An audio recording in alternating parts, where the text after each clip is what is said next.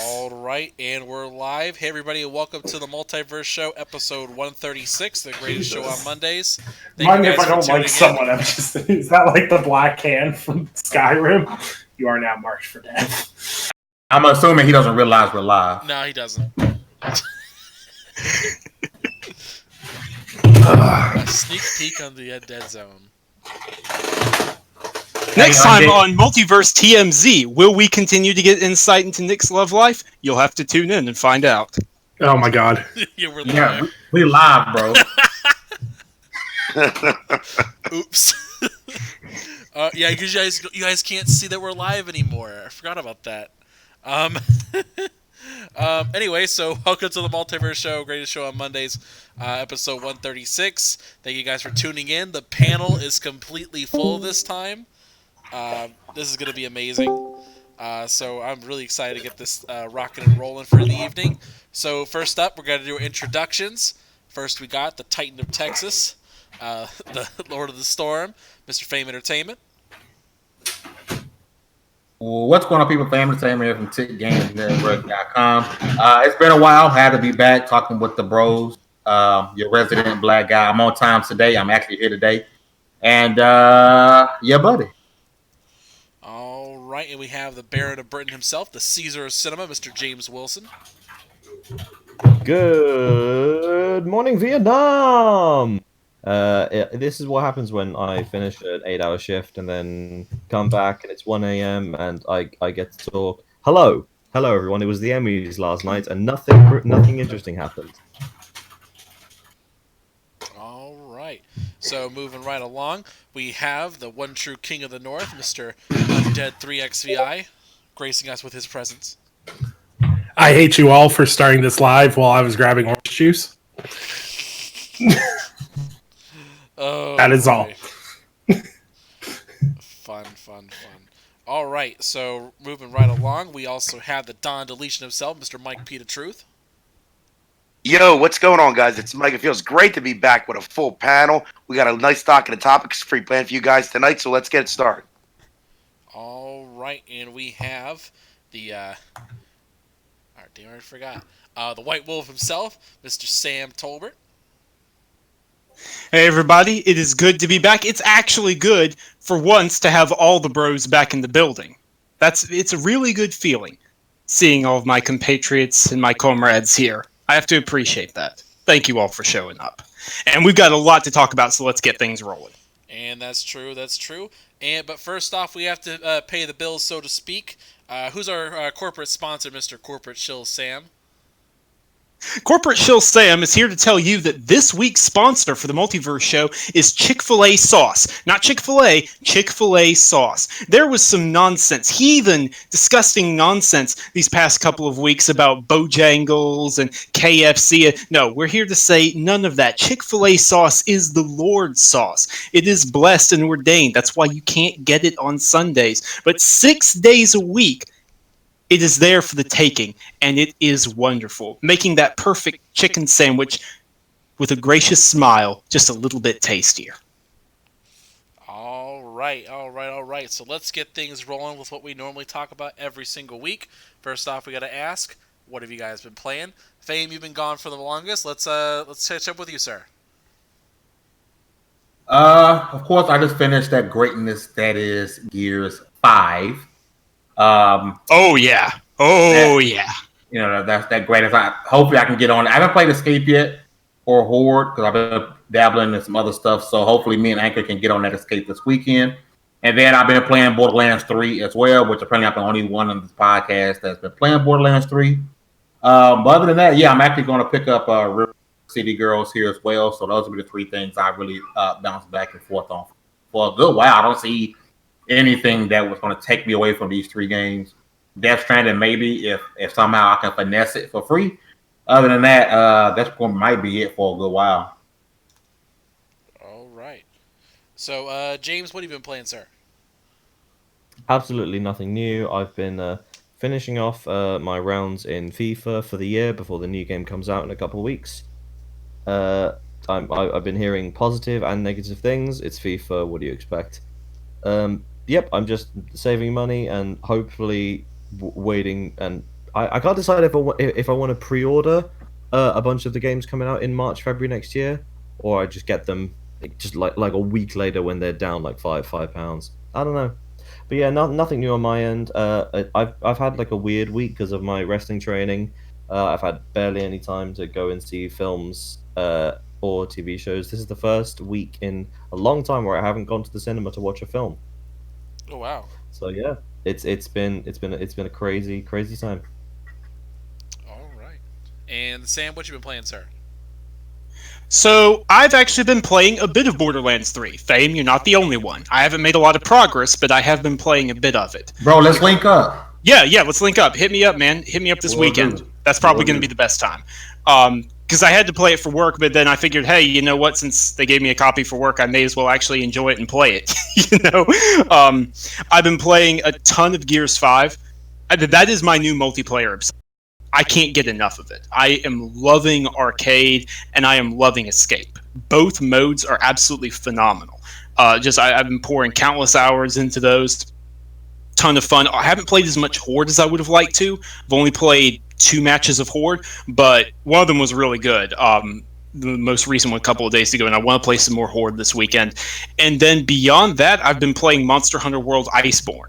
I've been tearing through the expansion, put like 30, 40 hours into that over the last week, trying to grind through that. A lot of fun. Like, if you like what the base game did, Capcom just doubled down on that and went, okay, here's even more ridiculously tough monsters. Here's more cool environmental effects. Here's more really cool armors to grind for, and stuff like that. So, I usually don't enjoy grinding in games. I usually don't. I usually find it bothersome, and it's why I leave big service games. But Monster Hunter, I love Monster Hunter. Iceborne is worth every penny. So yeah, that's what I've been playing. Oh, and like 30 minutes of Fire Emblem, 3 Houses. Like literally like 30 minutes. Nice. James, you had a chance to play anything at all? I feel like of all games to drop in for 30 minutes, Fire Emblem is not one. Well, so here's the thing, James. To clarify what I mean, I just don't have a lot of time to play it. So I'm playing it like 15, 20 minutes before bed each night. Every time I go to bed, I'm like, okay, I'm teaching Manuela, gotcha. I'm teaching you, maybe do 1 paralog battle. So I'm just inching along is what I mean. When I say 30 minutes, I mean like 30 minutes every day. Mm-hmm. All right. And what else? Well, Nick, I know you've been gone for 3 weeks and haven't been able to play Jack. But what I know you just got back recently, so what have you been playing now? Played Gears 5, work on the campaign for that, played a bit of Horde, making kids cry to their mama in multiplayer. Then also doing that in the Modern Warfare beta, which I have to say, for all the people that I've seen whining on social media about camping and yada yada yada, y'all just trash at the game. Shut up. Yeah. Let's see, and I'll get to Mike in a minute because he wants to do a deep dive. But so far for me, I've been playing Gears 5. Just finished the campaign. I'm not trash at the multiplayer, which is nice. So it's been fun, and I also got to jump into the Modern Warfare beta. But Mike, it's my understanding you've been trying out the Modern Warfare beta. So fill us in. What's the good word? All right, so I'm gonna have to agree with Nick. I've seen a lot of people online complaining about camping, but honestly, when I was playing the beta, I really didn't see a lot of like super campers, like dudes hiding in dark corners the whole match. So I really don't know where that's coming from. I mean, I was playing on Xbox. I do have to say that the crossplay works great. On Xbox, when you're in the lobby, people play on an Xbox. They'll have the little Xbox logo next to him. From what I understand, the TV is somebody on a PS4, and the little square thing is supposed to be like a PC tower, and that's supposed to be people playing on PC. Now, one thing that they did that's good is that the crossplay is based on input, from what I understand. So if somebody's on PC, but they're using a controller, they're going to get matched up with console players. And if somebody's on console using a mouse and keyboard, they're going to get matched up with PC players using a mouse and keyboard. So I think that's a good way that they handled it. For the most part, I really enjoyed the beta. Forgive me, my voice is still kind of coming back. So the map design, I think, is really good. I like that they're asymmetrical maps. They're a little bit more cluttered than Call of Duty maps typically are, but I think that adds to the amount of flank routes that you have. It adds to kind of more. Call of Duty's never going to be a tactical shooter, but the way that the maps are laid out makes it feel a little bit more tactical than they usually are in some of the mechanics also. The guns feel great. Each of them feels viable. Each has their own use scenarios. One that I enjoyed using the most was the M13. I think that's the third assault rifle you unlock. That one felt really good. That first LMG that you get is pretty nasty too, if you know how to use it right. So the guns feel good. They all feel balanced. SMGs actually work in this game too. So if you run into a room with 3 people in it, you might get killed 2-3 people with a clip on with an SMG at close range. Time to kill feels good. I like the visual style. It's a little bit more muted, not as colorful. Unicorns all around like Black Ops 4 was. There are a few issues that I had with the beta, and this is probably just me. Like I said, the time to kill felt good. Like it was a quick, consistent feeling TTK. I do suspect there's a problem with the time to die, though. Like there are quite a few instances where I feel like you just drop and you get very little feedback as far as what's going on. So I do think there might be a problem with the time to die. I did have problems with hit registration during the beta, but that might have just been my connection. I don't know if that was my connection or if that was a game issue, but that was just something that I experienced. Couple things that I do think they need to change. The sprint out time for assault rifles is pretty bad. Like if you're sprinting, like not even super sprint, if you're just regular sprinting with an assault rifle and you go to aim down sights, like it's super slow. So I think they got to buff that a little bit. That I found was footsteps are they're way too loud. They got to turn those down a little bit. There was a lot of times where I'm walking through a building and I'm turning around real quick because I hear footsteps, and it's a teammate. They need to tone down the teammate's footsteps volume. But overall, I really enjoyed my time with the beta. Like I said, the guns feel good. The mechanics feel good. You can still rush in this game. You just got to change your tactics a little bit. It's a little bit more pre-aiming around corners. Can't really sprint around corners. You have to make sure you come out of your sprint. But overall, it's good. There's a few little things that they need to fix, but if they keep this up and they don't ruin the game with microtransactions like they did with Black Ops 4, I think this has the potential to be a great Call of Duty game. Yeah, I definitely agree with you on that. Microtrans, if they don't kill trans, fine. I played hardcore before, so I find the TTK is just beautiful. And I think from playing so much Rainbow Six Siege over the past year, it's kind of changed how I play Call of Duty in terms of how fast I round corners and everything else. So my play style is very adaptive to this new style of Call of Duty, so to speak. And the time to kill actually feels very similar to Rainbow Six Siege. So it's been really easy for me I just basically slapped the M4A1, I think it was. The first assault rifle, just slapped some attachments on that and basically just went to town. It does feel a lot like Rainbow Six Siege in a lot of ways. The only thing Call of Duty needs to do, and I think it was at Ghosts, is I want corner lean again. I missed that. Corner lean was good. It's in there. It's in there. I just couldn't figure out how to do it. You got to snap to the wall, which is really kind of weird. No. I want like Rainbow Six Siege. I will go on for this. If you make an FPS game in 2019, 2020, and you don't have a click stick to lean left and right, I don't want to play it. But that's just a me thing. No, I get that. I played it, and I will say it's like they listened to basically every Call of Duty since Advanced Warfare and has done everything we asked them to, but it feels kind of like really late to the game. Like, no shit, we should have been doing this a while ago. Okay, well, all we really wanted was more mobility, We didn't want to necessarily be like able to jump over walls and do crazy stuff like we've been doing in Black Ops 3 and Advanced Warfare. Like, we wanted to have a more realistic vibe to it, and I think they really gave it to us in this case. The other thing I really enjoyed about it is playing the night vision maps. Like, that has been absolutely a blast to mess around in. Going into scenarios, like, I think it's the one map, I don't know any of the map names. The one where you have the cave system in the beta. You know which one I'm talking about? Yep. It's the cave system one. That one you just play it at night, and it's so dark you can't see anything. Like, you have to wear night vision. But the cool part is if you aim down sights, it puts out a laser that everybody else can see, even the enemy team, which is like, finally, because that was the only reason I didn't use like any of the hipfire sights or anything, because I was like, the enemy's gonna see my position, and I didn't do anything in the other Call of Duties. But this was very cool to see that they finally did it, and it makes it way more tactical and enjoyable. So I've been really enjoying this one. I'll definitely keep an eye out for it. I really just kind of want to see what they do with the campaign, though.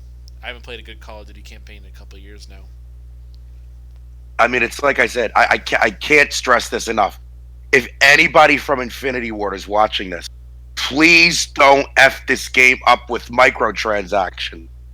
Please. Yeah, I mean, I didn't even play it, but Black Ops 4, I'm told, had some of the most egregious microtransactions ever.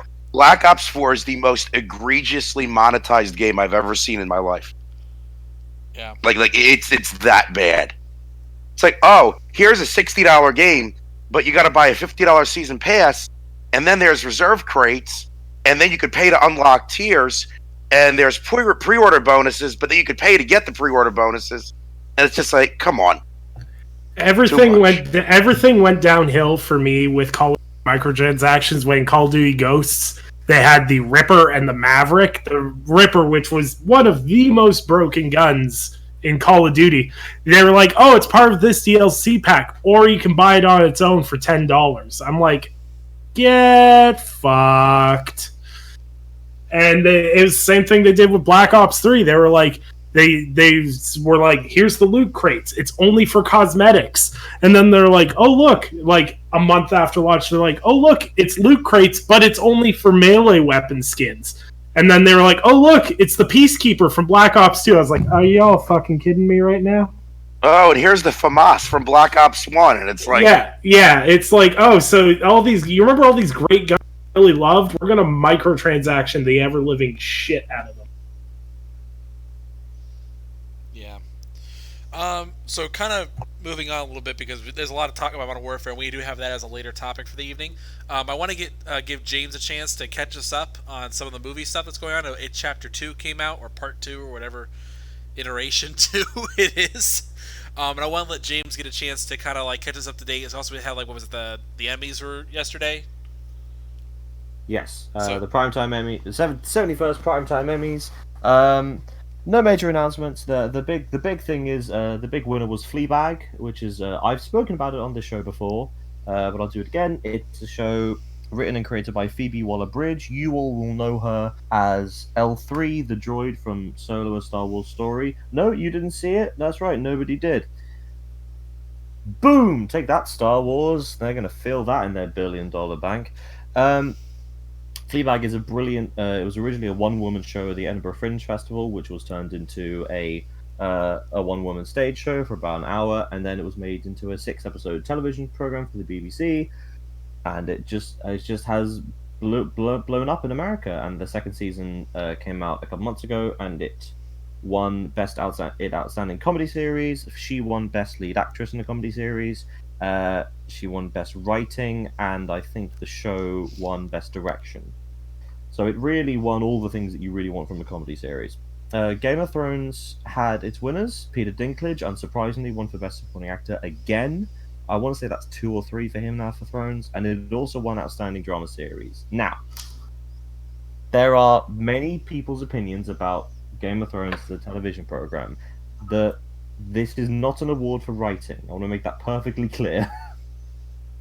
Outstanding Drama Series, you have to take into account lighting, cinematography, special effects, the cast, the set design, the production design, and it is no one here can say there is a better designed show than Game of Thrones. It deserves that win. I will stand by that. Yes, someone could say that Bodyguard or Ozark or Succession or This Is Us had more momentum, but at the end of the day, when the chips are down, Game of Thrones just was a better made show than anything else. But the last few episodes did take a turn. The big stuff that I think we're interested in, Bandersnatch took a win for Outstanding Television Movie. Yay! Good for video games winning in a TV category. If I can interject on that for 2 seconds, I'm Okay. happier for what that means rather than for the work itself. I mean, it didn't have exactly crazy good competitors. Like Deadwood the movie and the Brexit movie are brilliant, but the one is very sad and one is a cash grab on a TV show. Bandersnatch is incredibly original and deserves the win. Outstanding limited series. I know Mike and Sam are both big fans of Chernobyl, as am I. Yes. And I'm surprised it didn't do better. I'm surprised Jared Harris didn't win for Outstanding Lead Actor in Limited Series. I'm surprised that Stellan Skarsgård didn't win, and Emily Watson. None of these people, they all got nominated. None of them won. But to see the show win itself is very good. There were other brilliant limited series. When They See Us on Netflix, Fosse Verdon about Bob Fosse. It was a really stacked year, as it always is. I'm going to come back to Fleabag for a second, because to win in the... Here are the nominees for Best Outstanding Comedy Series, alright? Barry, The Good Place, The Marvelous Mrs. Maisel, Russian Doll, Schitt's Creek, Veep, and Fleabag. For any of them to win is crazy, because those are 7 of the best comedy shows on TV. It's weird to see an award ceremony really, really nominate the best. I'm just a really big Fleabag fan. I got to see it live because I'm cool. Nice. I'm sorry. Was it nice? Oh yeah. I'm not that kind of person to be like, well, you know, I actually had dinner with Phoebe Waller-Bridge. I mean, I was in the same restaurant. I know some of those That people. can count. You had dinner with her. You're at a different table, but shut up.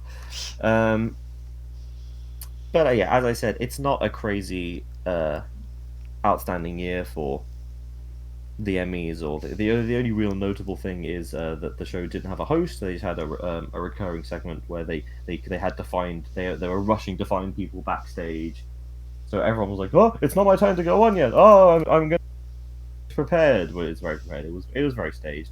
I haven't seen enough people talking about this, but on the red carpet, KTLA, a local station, talked to Terrence Howard. oh, Does anybody know where I'm going with this? Unfortunately, I do. But continue. Are they going to ask him about how do you feel about missing out on the MCU? You jerk, asking for more money. No. What? No. It's way better. Oh gosh, please tell. So, It's something to behold. It's truly they something. asked him like, "So what's up? So what's up next?" And he was like, "Well, I'm very proud that in a couple days I'm getting a star on the Hollywood Walk of Fame. For what? I don't know." That's one. But then he started talking about, was it teriology? Wait, what? Yep. Yes. Oh, yes. Continue. You got it right. Terrence Howard has his own version of maths. And he does not believe that 1 × 1 = 1. Oh boy. What? And he launched Convinced. into this whole spiel, like this prepared convinced. tirade. Yeah, he is convinced that 1 × 1 = 2, because the square root of 4 is 2, and the square root of 2 therefore has to be 1, and it can't be 2. And this explains Don Cheadle. Like, one day on the set of Iron Man 1 in 2007, Terrence Howard had to pay for dinner. and then went into a spiel with Robert Downey Jr. about his maths. And that's why Don Cheadle is War Machine. I'm convinced. I urge you to find the clip because I do not do it justice. But I am more interested in what he's going to say at the unveiling of his star on the Hollywood Walk of Fame. I'm going to be watching that like a goddamn hawk. You guys see that he's done with acting now, right? Yes. Yeah. They asked him if so what's up next because you're retiring, and then he just started talking about how he doesn't believe numbers work. Oh, It was the boy. best thing. Oh god. Okay. So real quick for us, recap It Chapter 2 or Part 2. I think It Chapter 2 is very good, but I really like the book. And I really like Stephen King, and I like really weird things that don't make a lot of sense unless you do a bit of homework beforehand. Ivan, But you enjoy the work. If you went into It Chapter 2 with nothing, you would leave unbelievably annoyed. Mm-hmm. And it's really difficult to like talk about this film in a way that doesn't be like, well, you have to put in work to enjoy it, but you do. And I'm sorry, yeah. And I know some people really liked it because it was like an adventure movie with horror elements. This is a fantasy movie with barely even horror elements. It's just got weird sequences. It sounds like I didn't like it. I probably because I watched it at a midnight screening, and it's a very long movie. It's nearly 3 hours. Don't watch it at midnight is my advice. Go and watch it at midday. Yeah. But I did like it. I thought it was good. And I'm glad that a really high budget horror film actually does well. I think that says a lot about our society and the film going public, and it's really good to see that. And I'm also happy that high budget horror means about 50 million. If I can tack on a couple of thoughts to that, James. Like, I really enjoyed it. I saw it with Micah. We liked it. I'll definitely say that having not read the book, I was summaries and whatnot. I was expecting more turtles. Yeah. Yeah, I mean, there's that. Actually, I didn't expect that. It's just, I feel like there were some really weird choices. And I won't spoil it because Ivan, for some reason, still hasn't seen it. But Man, I haven't gone to a theater to see a movie since Endgame. I know, and that's a problem. But regardless, like, it's just, I mean, I don't think this is too much of a spoiler. Just the whole hospital thing. You know what I'm talking about, James? I'm trying to keep this vague for anyone who has no idea. Hospital? Like, I mean, the mental hospital when the guy escapes, and then it's like they do nothing with that. At all. You could pluck that away and it would do nothing except speed the film along a good 10 minutes. There are scenes that people that, you know, when people go, oh, this film could be 20 minutes short, it's like, what 20 minutes do you take out? No, you take out 2 minutes out of 10 scenes. Mm-hmm. Exactly. And that one, it's like, if you're gonna do that, do something interesting with it. Don't just okay, and don't be beholden to the book in terms of having to follow a particular piece beat for beat or include something just because it was there before. You work with the adaptation. Like, I thought there were some interesting hints at when Pennywise, Pennywise origins and things like that. There was some interesting stuff that they kind of, sort of, maybe hinted at. They didn't really dive into it, though. And I would have liked more of that. I'll still forever be annoyed that they cut out the scene that Kerry Fukunaga wrote of Pennywise at the piano in the 1800s. Pardon? They cut that out? Do any of you know what I'm talking about? No, I don't actually. In the original script for it, there's a scene where a man... This is like Derry 1800. It's like really original. A man comes into a bar, sits down, has a drink, there's music playing in the background. He finishes his drink, he goes behind the bar, grabs an axe, starts to kill everybody in the bar. Nobody reacts in any way. He then, once everyone's dead, he throws the axe, he kills himself. Camera pans over, Pennywise is playing the piano. Like, Huh. They should have left that in there. I rushed through that, but like I think you can find that scene online on the original script for it. But I just think there's stuff like that Pennywise's origin, and for one moment let's recognize Bill Skarsgård Oh, because phenomenal. unbelievable work. Pennywise, even when you know what's going to happen, like it is clear as day what's about to go on, he keeps you enthralled. His performance is second to none. It's absolutely amazing. I hope we see Bill Skarsgård in more stuff, whether it's horror the weird or thing other is stuff. There's another horror-ish thing he did last year called Castle Rock, which other people, and it's another Stephen King thing, and he's in that as well. I haven't seen that. Worth looking up. The more I talk about it, the more you know, and the less you know, the better. Okay, just Castle Rock. You said that's it. Yeah, Castle Rock. It's like a Stephen King universe TV show. Okay. Yeah, it's very, very good, and Bill Skarsgård's in that. But it's one of those. It's sort of like how in the Dark Tower series they reference The Shining, and Pennywise turns up, and Randall Flagg's in it. Like all the great things from The Stand and the Shining and It and all that stuff. They all sort of converge. The Castle Rock is a little bit like that. Speaking of fun Stephen King things, everyone's looking forward to Doctor Sleep. Yeah. Oh yeah. I know nothing about that either, and I'm okay with that. Like, it looks good. Definitely gonna. This is the Shining sequel for those who don't know. The direct sequel to The Shining. See, my whole thing is like I would spoil myself because I love reading Stephen King plots, and I didn't have time to read all the books necessarily, but I would like binge on that kind of stuff. But then it was like when I got around to watching the movies, and I was like, man, I kind of spoiled this for myself, so I'm gonna actively not pay attention for it because I want to be just completely like, what the hell is this?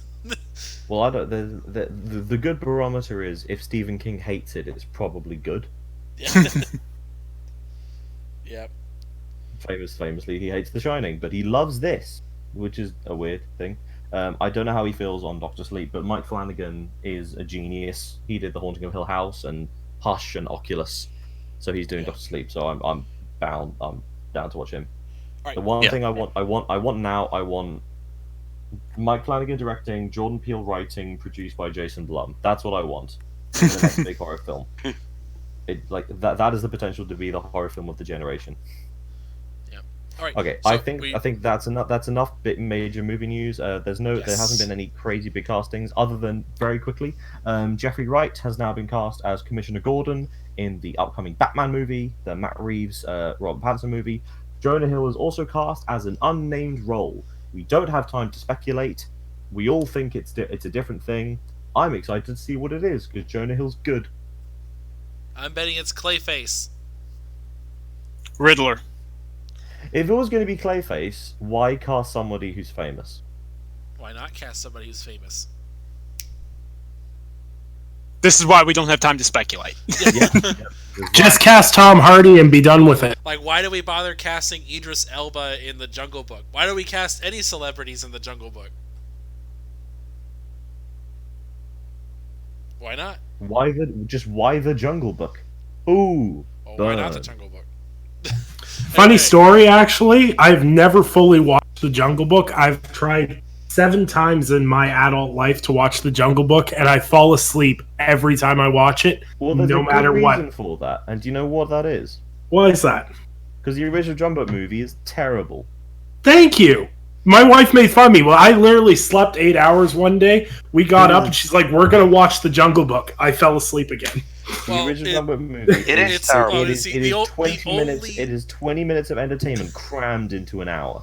I will say the only entertaining things in that movie to me are watching Bill Murray be Baloo and watching Christopher Walken attempt to sing. No, I'm talking about the original. The animated. Even the original. I mean, I enjoy the original just because it feels like a stoner.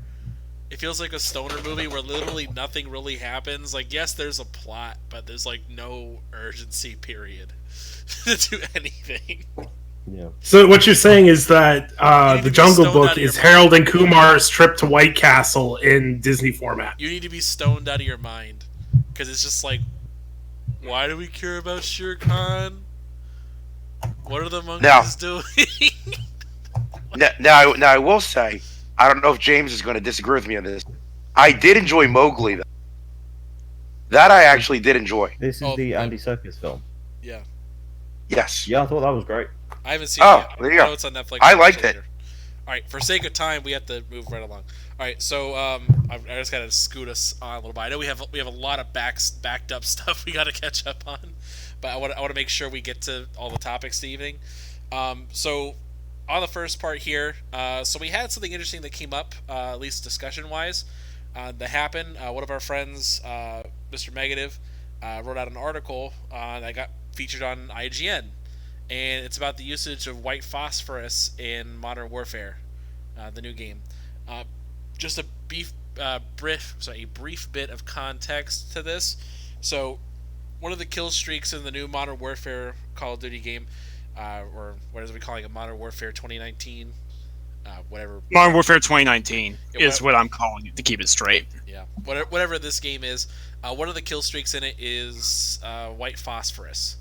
For those of you who don't know, white phosphorus is a flammable substance, and it is considered a war crime to be used. Now, remind me, Sam, I think you told me that in Modern Warfare 2019, as a kill streak, it's supposed to just blind you and make you choke. Is that right? Yeah, they're calling it white phosphorus, but really it's just... What it does is smoke, which is why this is a contentious issue for some people, because it's not acting like white phosphorus in game. Yeah. So with this particular issue, this has sparked a lot of debate about the usage of white phosphorus in a Call of Duty game that is considered a war crime, and a violation of people's human rights. But I still think that killing people in general is a violation of human rights. But that's a completely separate topic. We'll talk about some other time. But I kind of want to get your guys' impressions about this. Is this a situation you think matters to you? Do you have anything you want to say about this? Bro, It's a video game. Thank you. Caution. It's a video game. It don't matter.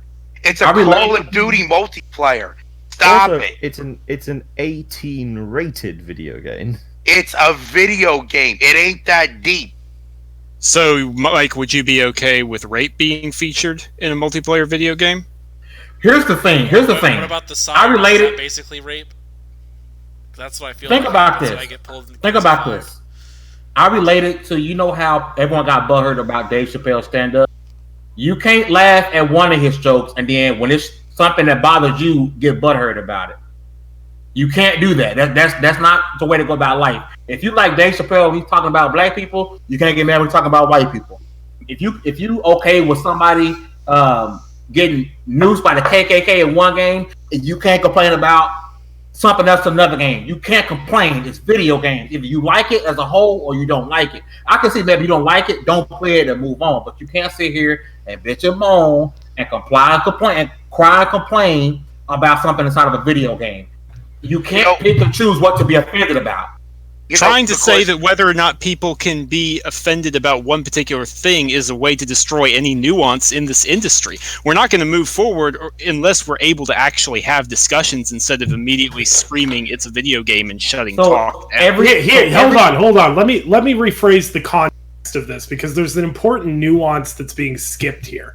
It's not the fact that white phosphorus is being used. It's the fact that it's not being properly represented to what it actually does.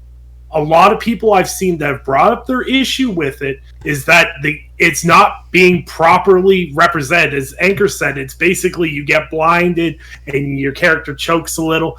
People are worried that it's desensitizing people to the actual thing, so that if people actually saw this, they'd be like, oh, well, it's in a Call of Duty game, blah, blah, blah, blah. The actual problem is that it's being dummied down and nerfed, and that'll become part of a mindset that, oh, this just happens and this is what it does. Public misconception is a problem. And I mean, but couldn't you do that with anything? Let's stick to the same game. So what about the gun? I can't.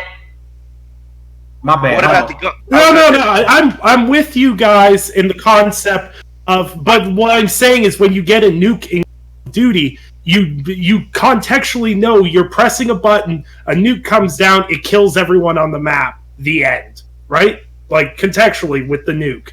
And I get there's also the fact it's a video game, so you can fall back on that if you want to or whatever. And I don't think these discussions honestly hurt. Having the conversation doesn't hurt anything. Opening the conversation and saying, hey, this is kind of interesting. Could we make this more nuanced? Could we make White Phosphorus actually do what's supposed to? Spec Ops The Line used one of the best, had one of the most harrowing scenes with White Phosphorus, and it gave you context to what it is. Yeah, it's Call of Duty multiplayer, and I agree, it's not really that deep. But having a conversation around it isn't bad. People saying that they are boycotting the game because of it, they can boycott the game because of it, and people are going to do that. It's the same thing. Everyone was boycotting Borderlands 3 because of Randy Pitchford, Epic Game Store, blah, blah, blah, blah. Game still sold 5 million copies. It doesn't frickin' matter. But here's the thing. Here's the thing. This, to me, is no different than last year when Battlefield 5 came out and people were pissing and moaning about, oh, there's women in the multiplayer. You could be a black woman on the Axis side. That's not historically accurate. Who cares? It's multiplayer. It doesn't matter. Here's the thing, Mike. Here's the thing. I agree with you. People need to pick one or the other that they're on the side on. Hold on. Hang on, Mike. I agree with you 100%. Here's the problem. DICE, and they kind of shot themselves in the foot, but they said this to their credit. DICE explicitly said, we're not trying to be super realistic. We're trying to make a video game, folks. Please move along. That is basically what their PR said. Call of Duty has been screeching from the rooftops, we're making the most harrowing game we've ever made. It's making journalists sick at our private presentations. We're making you go into morally gray situations. You don't get to parade one and then not parade the other. I almost feel like the multiplayer and the campaign should have been two separate games. I was going to say, but they were talking about the single-player campaign. Okay, now. but it's made by the same people under the same label, and it's going to be played by the same kids. I don't have an issue with White Phosphorus being in multiplayer, but it should actually affect your own guys because it doesn't affect your troops, which, spoiler alert, isn't how it works. There should be friendly fire, and it should show, hey, if you do this, people's eyes are going to pop like grapes. Their skin is going to melt off as if they were hit by an incendiary, but then they're going to puke their own guts up, and their skeleton is going to rip through their back because that's what actually happens. If you use a name for something, then you should actually use a name. Okay. I'm not... So maybe you're thinking he's call it riot gas or something like that. Here's the problem. Here's the problem with, all right, we want things to be realistic, right? And now here's my thing. I'm not saying that you can't have a discussion about it. What I'm saying is you can't be butthurt about it, because here's the thing. I'm gonna stick in the lines of Call of Duty. If I walk up to you, me and you one-on-one in a game of Call of Duty, and I shoot you one time in the chest, you're not gonna fall. If I shoot you one time in the chest in real life, you're gonna fall. So we complain, this isn't how guns really are. It should be realistic of how guns really are, because it's telling the people that getting shot in the chest won't hurt, it won't make you fall. You can survive and keep running around. We can't pick and choose when we want things to be realistic in a video game. We got to take it for what it's worth. That's not saying we should have a conversation about it, but you can't pick and choose. This should be realistic and this shouldn't. And that's talking about the same game. I could shoot you in the chest right now, you're going to fall. I could shoot you in the chest in Call of Duty and you will not fall. Should I complain that that's not realistic? Does that mean guns aren't harmful? No, that means it's a damn video game and it's not going to go as real life goes, and we have to accept it. Have a conversation about it, fine, but we can't. Guns are ingrained. I'm not going to have this conversation. It's not. I mean, we'll talk about realism. This is a game where in a multiplayer, 90% of the modes you respawn when you die. Yes. I mean, how? And if you want to say, let's extend it at that. So let's say you drop a nuke, right? Let's say you drop a nuke. Instead of just blowing up the map and that being the end of the game, would it be better then if they kind of stuck around and showed people in the blast radius getting vaporized? Actually, would that be better? 76 lets you see that. I'll tell you what. The last time I cared for Call of Duty, they did. Call of Duty, you know why people love Modern Warfare? Because it said, oh, you know what? When you set off a nuke, it's not just going to destroy the city. 30,000 Marines are going to choke, dissolve, and die, and you're going to be forced and then they come back to life. No. Oh, my God. They all come back to life. I'm talking about the infamous mission in Call of Duty Modern Warfare, the original, right? Not the new one. I will say you can't just shut this conversation down because people try to have it. It doesn't. No one's shutting it down. For better or for worse. No one's shutting it down. For better or for you guys immediately screamed it's a video game the moment the topic was even brought up. But that doesn't shut it down. I want to bring up that doesn't shut it down. That's my opinion. Guys, I want to bring up something important about this. I think you guys have touched on this, and I think it has to deal with what people want out of video games in general. Some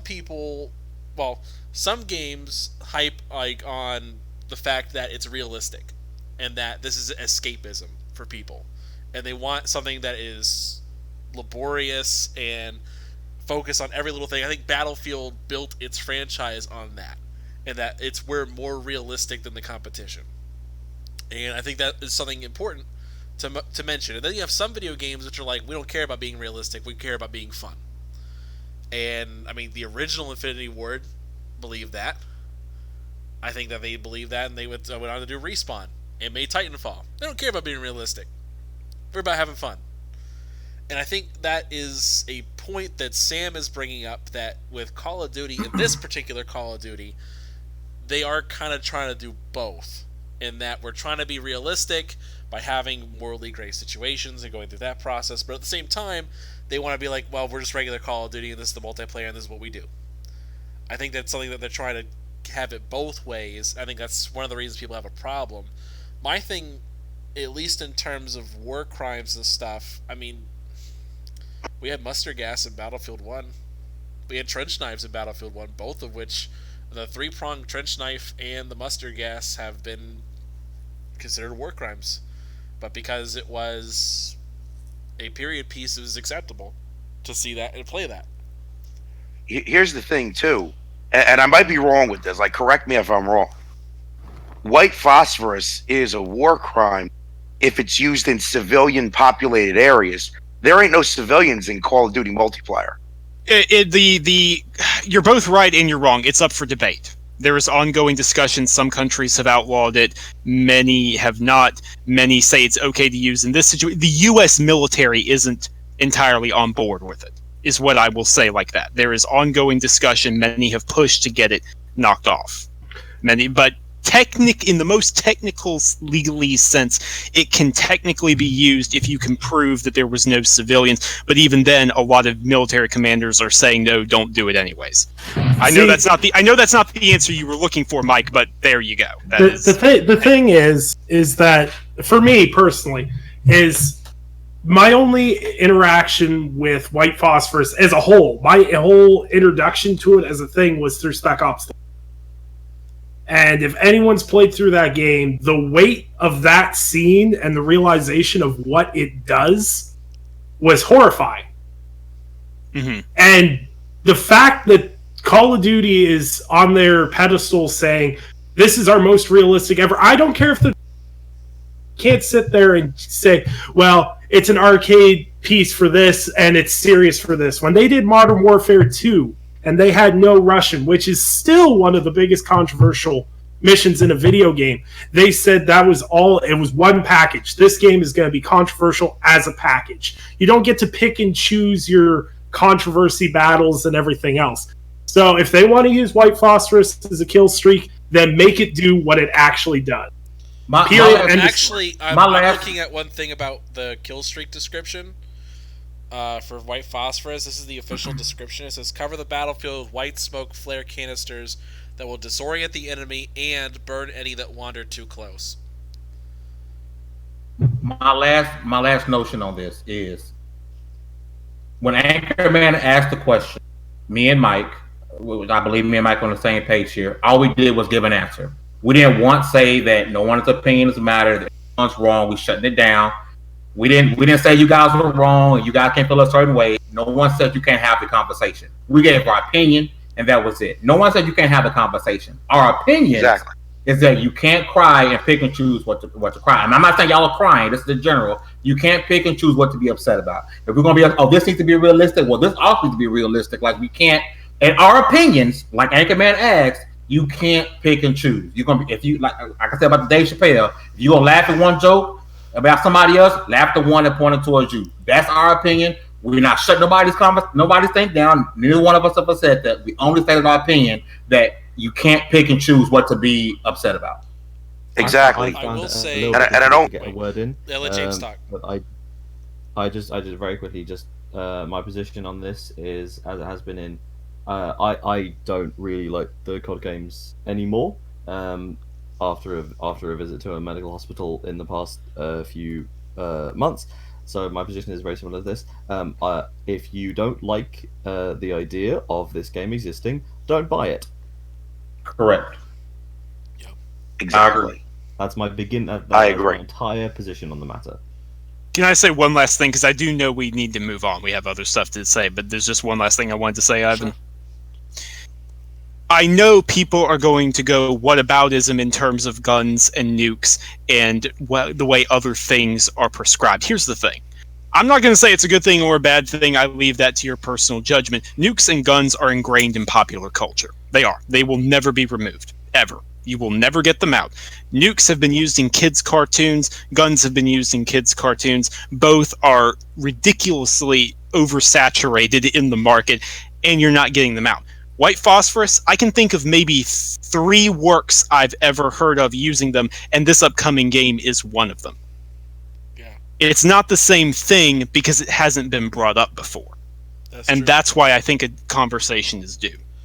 That's the last thing I'll say. And it is a conversation I believe is worth having, at least in terms of the mentality of video games, is that I would like to have this discussion at a later time when we have a lot more time to work with, because I think it does go into the philosophy of games in general and what is acceptable. And I think it is a discussion worth having, but like we mentioned before, we do have other topics we gotta discuss. Moving on a little bit, we got a deep dive into Death Stranding, and this has been a very interesting game from what we've seen. I know Sam and I talked about this last week, but jeez, this game is gonna be weird. This game is looking spooky, man. Moving away from Powered white by phosphorus, Monster Energy.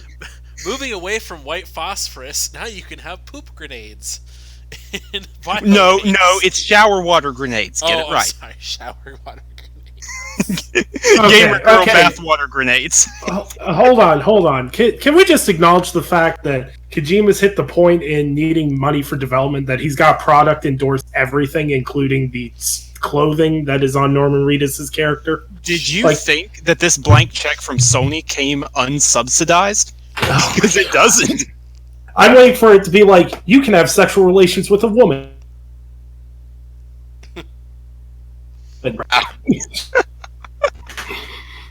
Okay, you know what? You say that, but actually, one of the resources you're delivering to these human cities is frozen sperm and eggs. So, you're not that far off. Look. I feel that the actual game is going to be like really serious. Yeah. Look, I'll say this: Metal Gear Solid 5 was Kojima's first time tackling a game without a co-writer, and the story was an unintelligible 90-hour slog. Death Stranding, he also does not have a co-writer. I imagine it'll be another 90-hour convoluted slog. My only hope is that the gameplay is half as good as Metal Gear Solid 5 was. Because at least the gameplay loop in Metal Gear Solid 5 was fun. That's true. That's the only... Until the second half of the game was you doing the same missions again, just on harder difficulties. Shh. There's no second half to the game. I'm still mad about that, by the way. Like it makes no sense. It's like, oh, Quiet ran away. Let's go find and fight the blonde Quiet. Then never bring up there was a blonde Quiet to begin with. You know how I killed her, by the way? I dropped a tank on her. Oh my god. That's one of the best ways to end it, is you could literally call a tank down on her sniping position. She just gets squashed. It's like, yes, gameplay. On a weird thing, I just discovered a way to beat the final boss in Final Fantasy X in one turn. Wow. I would be interested to hear that. Yes, I'm about to say the same thing. It's very, very easy. What you do is you cast zombie on them, and then you give them a phoenix down, and the fight's over. Oh. Wait, what? That's it. Okay. Because the phoenix down obviously brings things to life. Yes. If it's a zombie, if your character is suffering zombie, it's the opposite. Insta kill on the final boss. I never thought to do that. That's actually kind of amazing. I'm over like, struggling. What a brilliant gameplay mechanic, right? I wish I actually have played a Final Fantasy game. that you can't do that for every enemy, but the fact that it's on the final boss, I love it. It's brilliant. Nick, if you've never Just played a Final something Fantasy, to reward the people who actually go and say, "Huh, I wonder." Yeah. Nick, if you've never played a Final Fantasy, 10 is a good one to start with. Yes, 10 is my personal favorite, but that's probably the best one to start with. And then when We're not getting into the what is the best Final Fantasy. you're gonna play Blitzball and you're gonna fall in love. I own 10, 12, 15, and I think 7. I've never played any of them. People keep buying them for me, and they're like, "Play Don't bother Final with Fantasy." 7 with the remake around. Don't bother with 7 with the remake right around the corner. I'll say that. Yeah, I agree. All right. Play Yeah, 9. I want to see Death Stranding, but I kind of want to see it burn. Speaking as someone who actually somehow is still looking forward to this game, at this point, just stop talking about it. Because the people who are going to buy it are going to buy it at this point, and I think any more talk with translation errors and things like that piling up is just going to confuse even more. Just let it be what it is, and then let discussion happen. That they've released so much so quickly.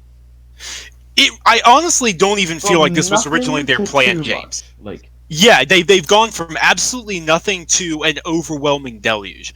And I feel like it's because Sony... I have no proof of this. I have no proof in any way. But it feels to me like Sony PR was getting a little concerned that there was still people asking, "What is this game?" And it's like, oh, wait a minute. It's actually coming out this year. Crap, we should get people explaining that. Yeah, I think That's what I it think feels like I think to their me. focus groups didn't know if what we it can was. lead this into... Sorry, do you think if we can lead this into another topic, that they were allowed to do the exact opposite with The Last of Us because we knew the absolute base?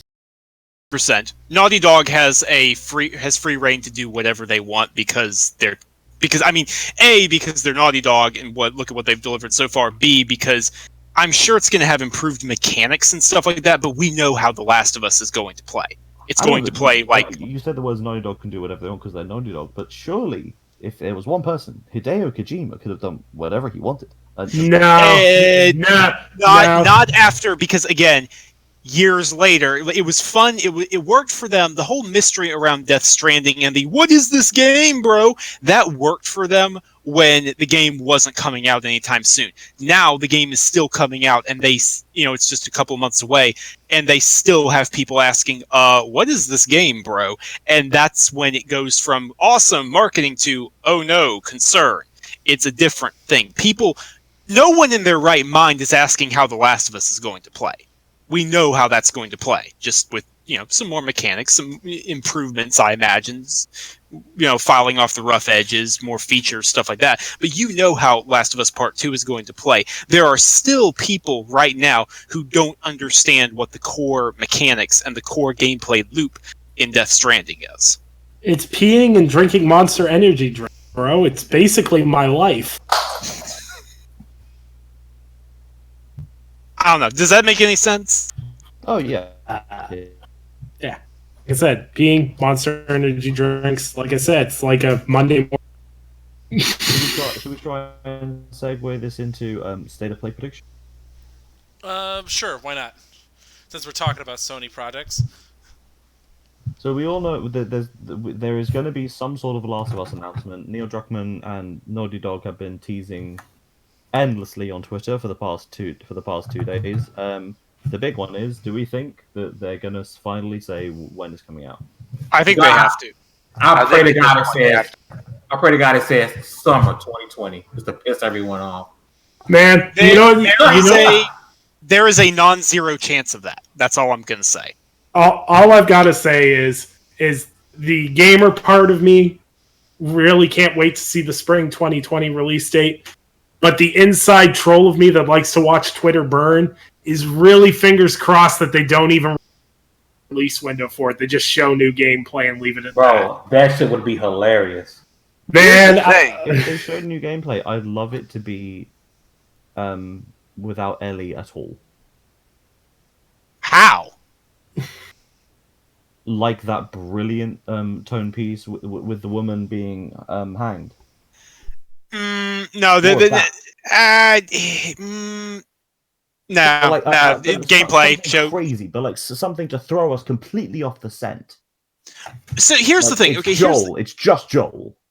Okay, so here's the problem, James. Here's the problem, and I'll give my predictions as like the second half to what I'm about to say here. The problem is Ellie is the main character. You're playing as Ellie mostly, although you know for a fact you're going to play as Joel in at least one chapter. Like, there is going to be a section where we play as Joel, but that's probably, they're going to save that for a big story beat or whatever. I don't think this is going to be a super long game. It's probably going to be about the size of the first one. So they want... Don't lie to us all the time about everything. When? Like, they said, oh, you never play as Ellie in the first game. And there's an entire section where you do. Yeah, and again, I'm saying that, okay, yeah, so in that sense, I'm saying it's going to be the same thing of, there's clearly going to be, but it'll be for a particular story beat that they want to keep hidden. I think February 2020 is the most likely release date, like February 28th or so, very late in the month. I've heard that from multiple people I trust. But I will say... But it would be hilarious. I love the idea of coming out in the summer, because then it's like, here is, in the hottest part of the year, when the sun's shining, here is the bleakest thing that you will do with your time. Mm-hmm. Yeah. Look, I'm going to say this. I think it's May 2020, and there's one simple reason I think it's... Because if they don't release it, if they release it before Cyberpunk, before Final Fantasy VII, it's going to skip the Game of the Year discussions. They want it fresh in people's heads. I'm still not sure. I think what they'll do is they'll drop it in June like they did on Last of Us 1. I mean, that would be fitting. There's a certain neat symmetry there to that I would like. I think May or June is totally possible. It'll get a bunch of attention, and it'll be good to go. May or June is totally possible. I'm just saying I've heard from multiple people I trust that they are aiming for February. If it gets delayed beyond that, though, it will be May or June. In terms of specifics, I think we're going to see a new trailer and a release date or release window, and then like pre-order information, maybe some gameplay breakdowns. I expect a major rollout, because keep in mind that there's a hands-on media event happening. And lots of members of the media are going to get about 3 hours hands-on with the game. Give or take a few minutes. If it doesn't come out in February and it is a late release, do we think that this is going to be the last of the proper first-party Sony games before the PS5 launch? Yes. Because Ghost of Tsushima, if it doesn't hit February, then yes. If it's delayed beyond February, then it will, because Ghost of Tsushima is all but confirmed to be a cross-gen. I actually would love this to be like the swan song of this console. It would be fitting, right? Because the original Last of Us was the swan song for the PS3, so there's a certain fitting symmetry. Yeah. Again, something fitting about ending on the titles. Yeah, The Last of Us. The last of us good games for this generation. Exactly. And I know that discourse is going to dominate tomorrow, because of course it will, but we have to keep in mind there are some substantial rumors that a Batman game is coming as well. Oh, hot damn. Court of Owls, motherfuckers. Oh, yeah. So, James, you saw the newest tease, I presume. Then. Yes. I really hope it's not the Court of Owls. There is nothing confirmed. There is nothing confirmed about this, but please. It's been 4 years since a Batman game?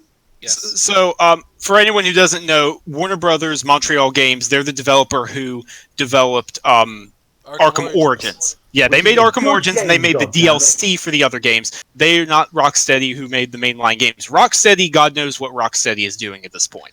But Warner Brothers Montreal, The other day, they came Warner into my Brothers. cinema. They were wearing a Rocksteady shirt, and I asked them what they were doing, and they very nearly said it. Oh, seriously? They were properly like in the middle of like buying their popcorn, and they said, "Well, we were about to go into. Wait a minute, I can't tell you." Like, they properly just like He was Wait, distracted. you're not a I journalist. so nearly got him. I so nearly scooped him. That's amazing. It's like, That's no amazing. popcorn for you. you almost succeeded, but you failed the persuasion check. Amazing.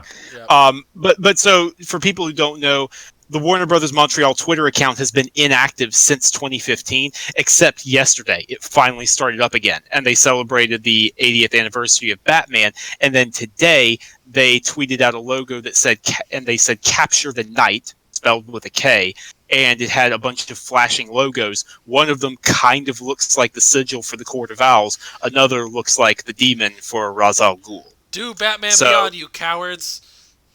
No. Batman Beyond or nothing. No, it's going to be a faction war between. It's going to be a three-way war between the Bat family, the Court of Owls, and Ra's al Ghul, and I couldn't be happier. But why can't it be the Batman Beyond Bat family? Isn't it Raish? Yes, Raish. It's technically pronounced Raish, but Liam Neeson ruined it for everybody. But I like it better. Well, So, that's because Liam Neeson has one accent. so anyways, sort of Northern Irish. that's probably going to be revealed. And in case there's somehow any doubt about it being the Court of Owls, a picture leaked. I've seen it from a party that Warner Brothers Montreal studio had recently, and it was a masquerade party with everyone wearing the mask from the Court of Owls. So yeah, it's 100% Court of Owls. Court of Owls are boring. You heard it here first. Give me Terry McGinnis. That's all I want. I want a cyberpunk Batman where you fly around and act like a crazy man. Nah. Sure, why not? All right. Anyway, last two topics. Let's talk about Disney Plus for a minute. For those of you that didn't know, Disney Plus is going to be launching in November. They've had a couple cool little announcements. There's been some good stuff. Sorry. Okay, your information is off there. It's launching in November. Where? No, over here. U.S., the country that matters. Oh, yes, and Canada.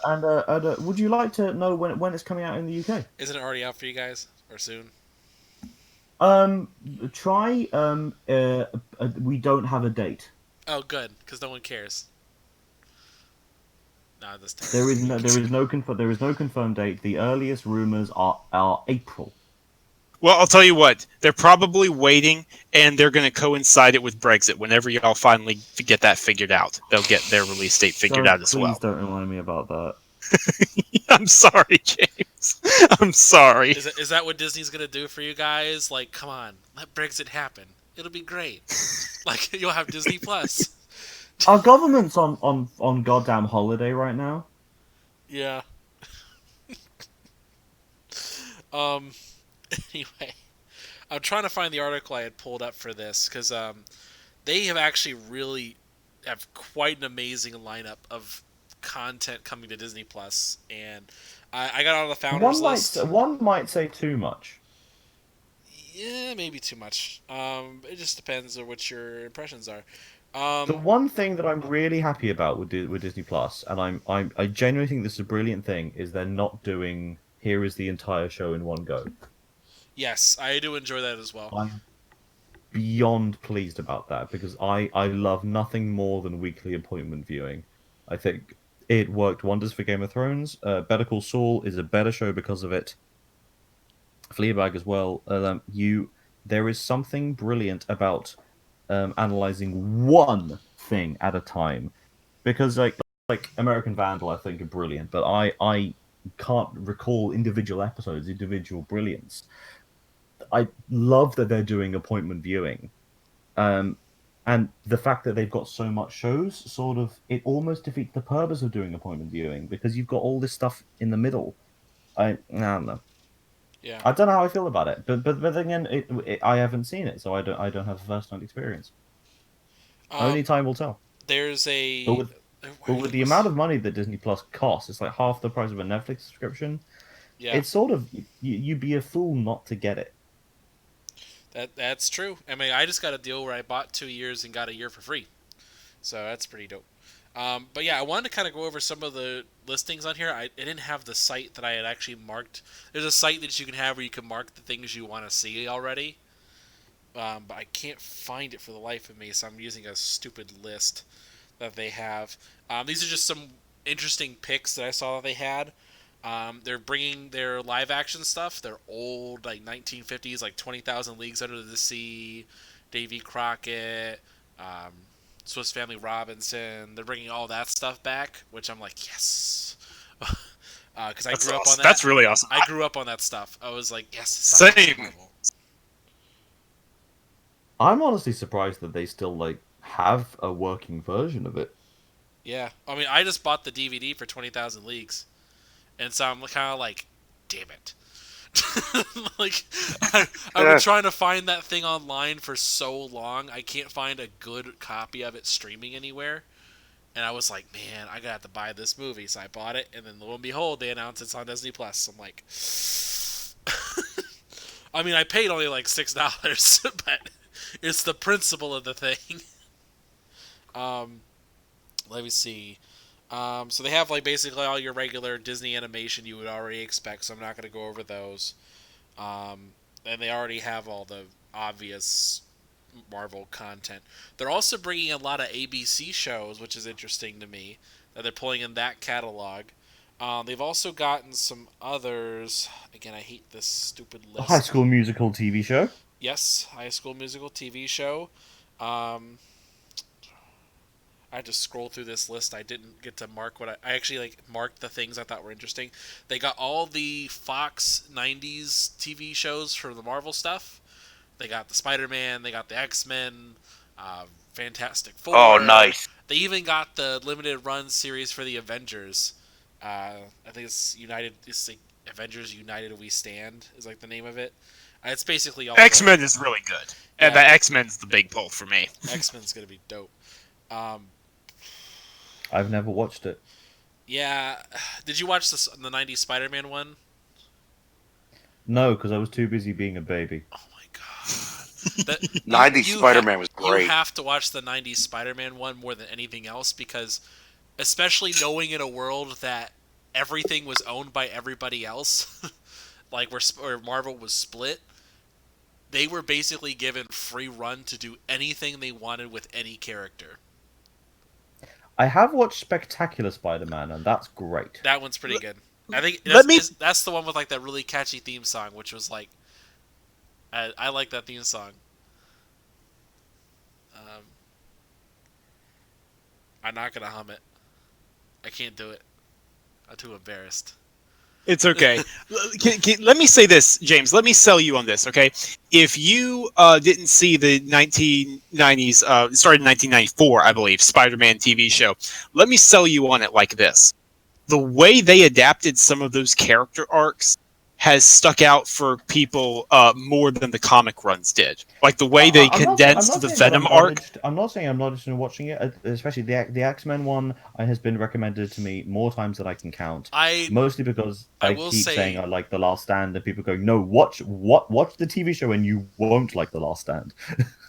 I was not a big fan of the TV show for X-Men. I love the theme song. It's great. Intro is amazing. I'm just not a big fan of the show. I like the Spider-Man one way more. I liked it, but again, I was a kid at the time. Maybe my taste will have changed. I'll give it a watch. Yeah. But let me put it this way, James. Another way. That Spider-Man show is the reason I got into comics. Yeah, it's really good. It's insanely good. And they get to do anything with any characters. Like Doctor Strange shows up. They have a Daredevil run. Madam Web.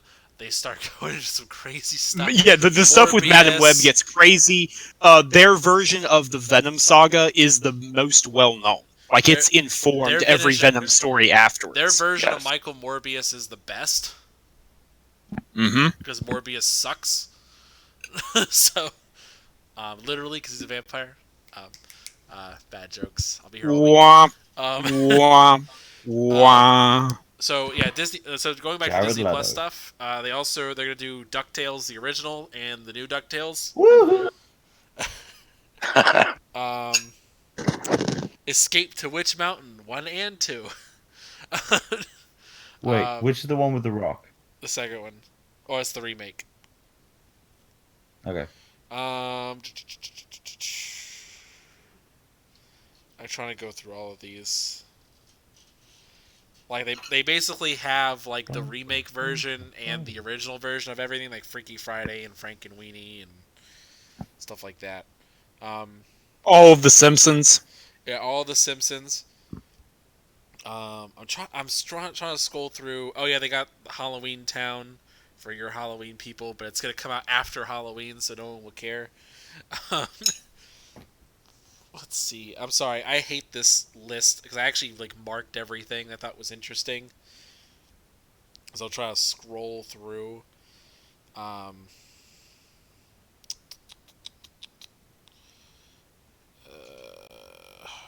They got so much. So I'm in the J's, trying to go through. But yeah, there's honestly just a ton of movies that are in this thing. The one thing I thought is really interesting is that supposedly the new Lion King movie that just came out is going to be on there, streaming day one, supposedly. Oh yay! I still haven't seen it because I am You don't. busy.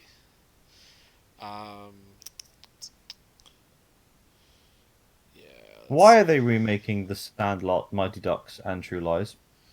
Wait, why not make the remake the Mighty Ducks? Wait, we're talking about the animated show, right? No, the Oh. film. Oh. Then I've got no clue. I've got no clue. Did you know And there's the a Mighty Sandlot Ducks and animated True show? Lies. I had no idea there was an animated show on There it. is an animated show for the Mighty Ducks. Of the Mighty Ducks. I will Has never nothing forget. to do with Are Mighty they Ducks. I have to tell a story. I have to tell a very quick story on this. Sure. I saw an ad as a kid on some Disney film. I don't remember what it was, but there was like a 30-second ad for the Mighty Ducks show. Being a little kid, it looked awesome, and I wanted to watch it. At my cousin's house later that year, I was asked, "Hey, do you want to watch Mighty Ducks?" I was like, "Yes," and it was the movie. I was so put out. I was so peeved for the rest of the day. So they're like, wait. So they're like space ducks that play hockey? No, they're not space ducks. They're hockey players, but they're Well, it also says they're in Power it. Rangers. Well, I'm looking at the Wikipedia and it says in another universe. So they're space ducks. Well, like another universe, like the Avengers are in another universe, or it's a universe of ducks. Um, I'm sorry. I'll find you a link because it's just such a wild thing. I think it's not a universe, Mike. It's a multiverse. Ah. Cha-ching. I'm gonna send you guys a link. Don't even listen to it. Just look at the visuals. It's just wild. This seems too outlandish to not be enjoyable. Yeah, Well, I honestly I had never could heard of Mighty Ducks before the show, and then I realized it was. Guys, it's 2:20. We could Yeah. sit here and list all the things that Disney Plus are releasing. I'm gonna cut the show short. I'm taking the reins here, and say that the only thing worth watching on Disney Plus is the 101 Dalmatians with Emma Stone as Cruella de Vil. Thank you for listening to tonight's show, and good night. That's it. That's the show. Yeah. All right. Yeah, we'll wrap things up. Like it really, there's just way too much. And I'm really pissed off they didn't give me that. So I also wait very quickly. Sorry, I'm taking the reins again. Sister Act 3. The Sister Act 2 is called Back in the Habit, right? Yeah. Sister Act 3 should also be called Back in the Habit. Why? I'm dead serious about that. I'll allow it. Why not? Or back Because in, undoubtedly back in the habit she's again. going to be back in. She's going to be back in the habit. Well, why not back in the habit again? Because it's already a good title. Okay, fine. It's like how every movie with The Rock should have the subtitle "Welcome to the Jungle." It works for every single one. Try it. Rampage, Welcome to the Jungle. Skyscraper. Welcome to the jungle. Oh, yes, exactly, Mike. It's the same Exactly. idea. I was thinking the same one. I don't think that one quite worked. Well, Have no, we but talked- you know what? have we Concrete talked about jungle. So it Skyscraper? does. Concrete jungle. It does work. Never mind. Yep, it works with everything. Have we talked about Skyscraper? No. I'd rather we not. I sort of like Skyscraper. It's like I know we said we're finished, but we're gonna keep going. I'm taking the reins again. Skyscraper is a bad movie, but it is a great advert for duct tape. Because about 3 or 4 times they openly just say that they solve all the problems they need with duct tape. And I remember leaning over to my friend during the film going, "This is just an advert for duct tape." And the final conversation between the two heroes before the final battle, one of them goes, "What have you got any plans?" And the camera zooms in on the Rock's face. He puts the eyebrow up and goes, "Got any duct tape?" And I just thought, this is Citizen Kane would have been a better movie if the camera zoomed in and someone said, "You got any duct tape?" That's all I'm saying. All right. So we're gonna switch. We're gonna skip the Switch. It's the Switch again. It still It's a has the Switch, same. but it can't switch, so it's not a Switch. Yep, and it still has the stick drift problem. You have been warned. Have a good day. So we're gonna wrap things up here. Mike, I believe you have a poll for us in our new tradition. Yes. What's the poll, sir? Yes. What's So the the poll What's is- the poll position? You can only have one. And the choice was between The Last of Us Part 2 and Death Stranding. And not surprisingly, overwhelmingly, hang on a second, I'm pulling up the poll now. Hang on.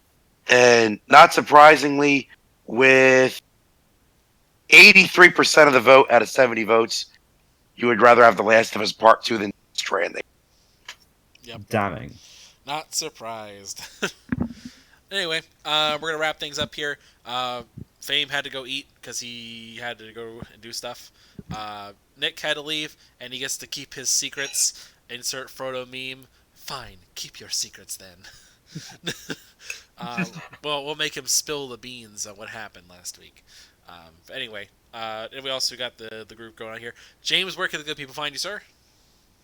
The people can find me on Twitter, and I have just one message before I go. Go and read a goddamn book. They're good for you. And drink water. Oh boy, I'm so excited. All right, and Mike. All right, guys. Thank you for rocking with us. As always, you catch pretty much everything at Mike P. The Truth and on Twitter at The Truth of Mike P. All right, and Sam. Sorry, you kind of cut out for me. Did you say me? Yes, you. All right. Nah, Mike. You again. can find me. Okay, well then. You can find me on Twitter at Samuel Tolbert, that's TOLBERT, and you can find everything I write on Windows Central, iMore, and Android Central. Please read what I write. I'm happy to talk to you about games, movies, TV shows, stuff like that. All right. See ya. And I'm Anchorman V2. You can find me on pretty much everything that matters.